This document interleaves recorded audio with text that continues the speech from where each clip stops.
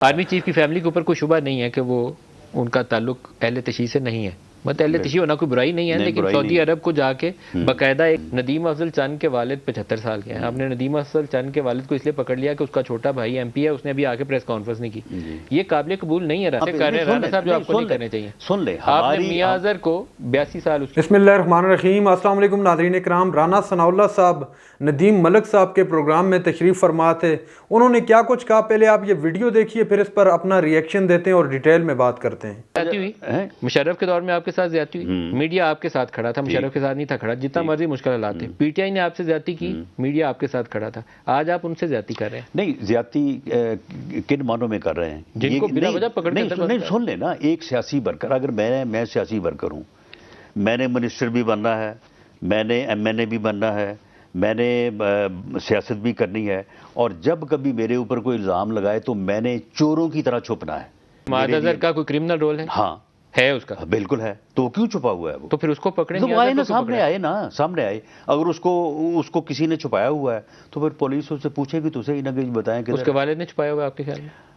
میرا خیال ہے کہ جدھر بھی چھپا ہوا اس کے والد کو پتا ہے, اس لیے آپ نے اس کو. ہاں بھائی یہ اگر کل کو اگر ہمارے ذمے کوئی الزام لگتا ہے اور ہمیں کہتے ہیں کہ جی آئیں, پیش ہوں, گرفتاری دیں اور آ کے اپنے جواب دیں, انشاءاللہ تعالیٰ جو ہے نا ٹیلی فون کے اوپر جو ہے وہ ہم اپنے آپ کو جو ہے وہ جا کے پیش بھی کریں گے. ملٹری بلڈنگز کے باہر جا کے مظاہرے کرنے, آرمی چیف کی اتھارٹی کو کویسچن کرنا, تاکہ یا تو وہ سٹیپ ڈاؤن کر جائیں تو یا اتنا غصہ کھا جائیں کہ ماشاء اللہ لگا دیں.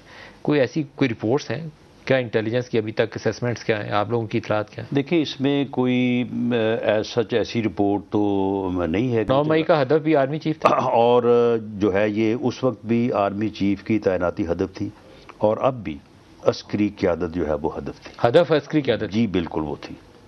لیکن عسکری قیادت اگر ہدف تھی تو پھر عسکری قیادت کو ریٹائرڈ لوگوں کی طرف یا ان لابیز کی طرف بھی نظر ڈالنی چاہیے جو بڑے عرصے سے مختلف طریقے سے خبروں کی زینت بنتے ہیں کہ وہ آرمی چیف کی اپوائنٹمنٹ کے وقت بھی ان کا نادرا سے ریکارڈ چرایا گیا, سعودی عرب کو جا کے کیا بتایا گیا, ایران کے وزٹ کو کیا رنگ دیا گیا, ان سارے تک بتایا جائے کہ وہ کون لوگ ہیں. دیکھیں, ان چیزوں کو میں سمجھتا ہوں کہ میں یعنی اپنی اسیسمنٹ کی بنیاد پہ یہ بات کر رہا ہوں کہ جتنی انفارمیشن ہمیں تو انفارمیشن جو ہے وہ اسیسمنٹ کی بنیاد کے اوپر ہے نا, لیکن ان کے پاس تو ریئل انفارمیشن ہے. نادرا سے آرمی چیف کا ریکارڈ کس نے چرایا؟ وہ لوگ پکڑے گئے ہیں. وہ لوگ سعودی عرب کو کس نے جا کے کہا کہ ان کا ایران کے وزٹ کے اوپر, وہ کون تھے؟ جی وہ سارے لوگ جو ہے وہ پکڑے گئے ہیں اور انڈر انویسٹیگیشن ہے. لیکن معاملہ یہ ہے کہ ہمارے پاس جس طرح سے یہ انفارمیشن لنک کر رہی ہے, نہیں چاہیے سر.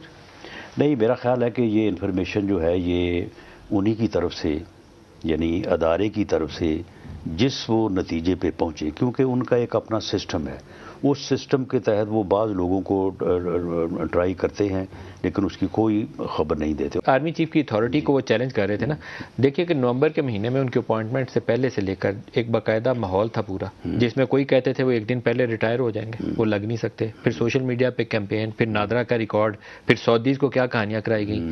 یہ ایک باقاعدہ ایک سلسلہ ہے. تو اگر فوج اس کے اوپر ٹرانسپیرنٹلی آ کے بتائے کہ وہ کون سے ایلیمنٹ ہیں انٹرنلی, یعنی ان کے خلاف وہ اہل تشیع والا جو معاملہ شروع ہوا تھا, دیکھیں وہ اسی لیے تھا. ایران گئے, وہ ان کی فیملی کا ریکارڈ, ان کے سسرال کا تعلق جنگ سے ہے, وہ باقاعدہ ایک طریقے سے سسٹمیٹکلی چیزیں جو اہل سنت ہیں وہ بھی جاتے ہیں زیارت کے لیے. مطلب ان کی فیملی, آرمی چیف کی فیملی کے اوپر کوئی شبہ نہیں ہے کہ وہ ان کا تعلق اہل تشیع سے نہیں ہے. مطلب اہل تشیع ہونا کوئی برائی نہیں ہے, لیکن سعودی عرب کو جا کے باقاعدہ ایک چیز کنوے کی گئی تھی اس لیے کہ وہ ان کے خلاف ایک اور ماحول پیدا کیا جائے. تو ان لوگوں کی نشاندہی کر کے قوم کو بتانا چاہیے. یہ تو پاکستان کے مفاد کے خلاف خیال ہے کہ ان لوگوں کی نشاندہی میں جو ہے وہ ادارے کو تو کوئی شک شبہ نہیں نہ ہوگا. ہم تو بات کر رہے ہیں نا شک شبے کی بنیاد کے اوپر یا اپنی ایک اسیسمنٹ کی بنیاد کے اوپر, لیکن ان کے پاس تو بالکل پکچر جو ہے وہ کلیئر ہے. اور ان کے پاس تو عمران خان کی پکچر بھی پوری طرح سے کلیئر ہے. وہ کیا پکچر ہے؟ کہ اس کا بھی غیر ملکی پاکستان دشمن ایجنسی سے اس کا تعلق ہے. سر یہ آپ سیاسی دشمنی نکال رہے ہیں. نہیں, لابی سے اس کا تعلق ہے. اور وہ لابیز جو ہے وہ اس کو مسلسل اور تسلسل کے ساتھ سپورٹ کر رہی جس طرح وہ نواز شریف کو کہتے تھے نا مودی کا یار، تو آپ اس کو کہہ کے کہ غیر ملکی لابیز کے ساتھ اپنی سیاسی مخالفت نکالیں. سیاسی مخالفت کو ہمیں غیر ملکی ایجنٹ قرار دینے تک نہیں لے جانا چاہیے. نہیں، سیاسی مخالفت کو سیاسی مخالفت نہیں. تو آپ اب اس میں یہ جو اب اپنا وہ کانگریس مین کے ساتھ جو ان کی گفتگو سامنے آ رہی ہے، الیکشنز اب نومبر میں ہی ہوں گے یا آپ اس کو آگے لے جانا چاہتے ہیں؟ جی انشاءاللہ تعالی اکتوبر نومبر میں. اکتوبر نومبر میں. تو نواز شریف کی واپسی تو پھر اب ہو جانی چاہیے. 13 اگست کو اسمبلیاں اپنی مدت پوری کر کے جو ہے وہ ڈیزالو ہو جائیں. لاسٹ ڈے ہو تو 60 دن بنتے ہیں. اس کے بعد کیئر ٹیکر سیٹ اپ آئے گا. صحیح. کیئر ٹیکر سیٹ اپ جو ہے اگر 2 دن اسمبلیاں پہلے ڈیزالو ہوتی ہیں تو 90 ہو جائیں گے. 13 نومبر تک ہوگا. اگر اسی دن ہوتی ہیں تو پھر 13 اکتوبر ہو جائے تو الیکشن اس میں ہو جائے گا. یہ آپ کیئر ٹیکر سیٹ اپ کا کام ہے کہ وہ الیکشن آگے دھکا مارنے کی آپ کی کوئی نیت تو نہیں ہے؟ نہیں، بالکل دھکا.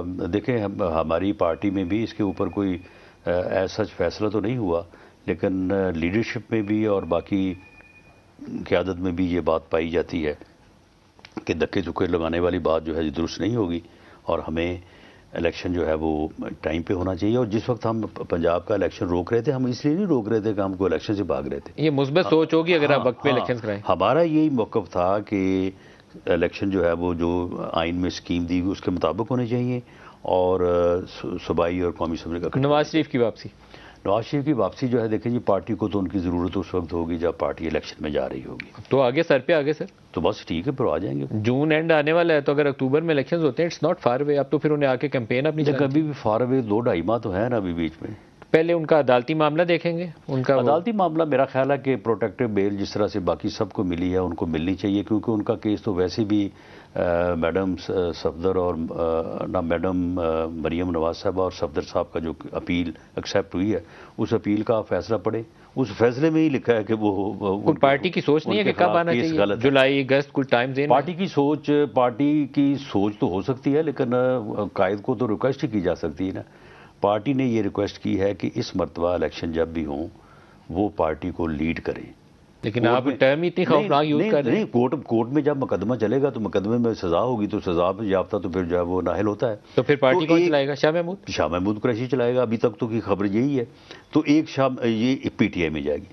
تو یہ اگر 3 جگہوں پہ تقسیم ہوتی ہے تو ہمیں اس عمل کو روکنے، اس عمل کے اوپر ایسے ہی خام خواہ کان کھڑے کرنے کی ضرورت نہیں. ناظرین اکرام، آپ نے ویڈیو دیکھی جس میں رانا ثناءاللہ صاحب اور ندیم ملک صاحب آمنے سامنے تھے. ندیم ملک صاحب کے انتہائی سخت اور چبھتے ہوئے سوال رانا ثناءاللہ صاحب سے پوچھا کہ جو 9 مئی کے واقعات ہوئے ہیں، کیا آپ ان میں عمران خان کو ملوث سمجھتے ہیں، ڈائریکٹ یا انڈائریکٹ؟ جس پر رانا ثناءاللہ نے واضح الفاظ میں کہا کہ ہمارے پاس ثبوت موجود ہیں. تو ندیم ملک صاحب نے کہا کہ کہاں ہیں ثبوت، پھر دکھائیں یہ ہیں ثبوت اور ان کے خلاف کریں کارروائی. تو رانا ثناءاللہ صاحب نے کہا بالکل ہمارے پاس اس کے ثبوت موجود ہیں، اور ہم نے عمران خان کے خلاف بغاوت کا مقدمہ درج کرنا ہے. مطلب کہ ریاست کے خلاف بغاوت کیے، چونکہ جو حملے کیے گئے تنصیبات پر وہ عمران خان کی پلان کا حصہ تھے، اور جو لوگ توڑ پھوڑ کرنے کے لیے آئے تھے وہ عمران خان کے ہی بھیجے ہوئے تھے. ان کی باتوں سے واضح یہ دکھائی دے رہا تھا. اس کے علاوہ ناظرین اکرام، رانا ثناءاللہ صاحب نے واضح الفاظ میں کہہ دیے کہ جتنے بھی لوگ اس میں شامل تھے ان کے خلاف سخت سے سخت قانونی کارروائی ہونی چاہیے، اور کریں گے. اور اگر آپ میرا سٹانس یہاں پر پوچھیں تو بالکل جو اس میں ملوث تھے ان لوگوں کے خلاف لازمی سخت سے سخت کارروائی ہونی چاہیے، لیکن جو لوگ اس میں ملوث نہیں ہیں ان لوگوں کو چھوڑا جائے خدارا. چونکہ اگر اس طرح سب کو اٹھایا جائے گا، خود جیسے رانا ثناءاللہ صاحب نے کہا کہ 400 سے 500 لوگ اگر ہوتے ہیں تو اس میں سے 8-10 ہی ایسے لوگ ہوتے ہیں انتشار پسند ہوتے ہیں جو آگے جا کے حملہ کرتے ہیں. تو اس کا یہ مطلب تو نہیں ہے آپ سب لوگوں کو اٹھا کے جو ہے اندر ڈال دیں.